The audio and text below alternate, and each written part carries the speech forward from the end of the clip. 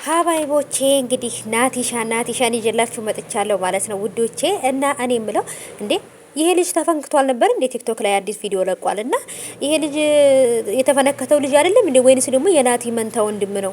አረ መንታው ነው በሉኝ፣ መንታ ወንድሙ ነው በሉኝ እ እና ብቻ ግን ተሽሎት ከሆነ ችግር የለውም። ብቻ ቲክቶክ ወይንም ደግሞ በፊት የተቀረጸ ቪዲዮ ኑሮት እሱን ለቆ እንደሆነ እንጂ ልጁ ተፈንክቷል። እንግዲህ ጭንቅላቱ በፋሸት አስሮ ነው ያለውና ብቻ ይሁን ናቲሻ እንደ ናቲሻዬ ግን ሄሉዬን ባታስቀይምብኝ በጣም ነበር የምወድህ። ግን ደግሞ አሁን ላይ በጣም እያናደድከኝ ነው።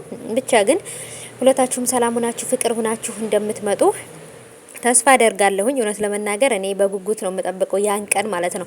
አሁን ላይ እኔ ናቲና ሄሉ ተጣሉ ብዬ መወሰን ራሱ አልቻልኩም ማለት ነው ውዶቼ። ምክንያቱም በቃ ተጣልተው የሚጣሉ የሚራራቁ ሁሉ አይመስለኝም። በቃ ፍቅር በልባቸው ስላለ ብለው በቃ ይቅርታ ተጠያይቀው አብረው ነው የሚሆኑት ብዬ ነው የማስበው። ሄሉ ከብዙ ሰዎች ጋር ፍቅር ግንኙነት ጀምራ እንደተለያየች እናውቃለን።